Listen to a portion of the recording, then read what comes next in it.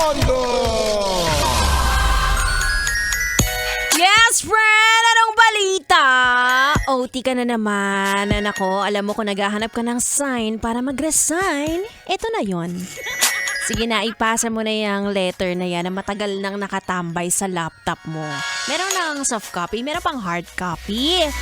Ipasa mo na yan. You deserve better. Kahit sa relationship mo ngayon, mag-resign ka na. You deserve better. You deserve me. Magandang gabi mga yes friend, it's me, it's your girl DJ. Ganawa na kasama nyo na ngayong gabi na masaya pa naman sa work. Huwag nyo akong inaano. Huwag nyo ako inuudyukan na ako ay mag-resign. Masaya pa ako na napapasaya ko kayo. Napapasaya ko ba kayo? Survey lang. Sabihin nyo sa akin kung hindi na. Sabi si Joshua, napapasaya ko daw siya. Ganon. O, ikaw ha? Hindi ka na magsisettle dapat sa less, okay? Ngayong 2024 at habang tumatanda ka, deserve mo ng better pero mas deserve mo ng best.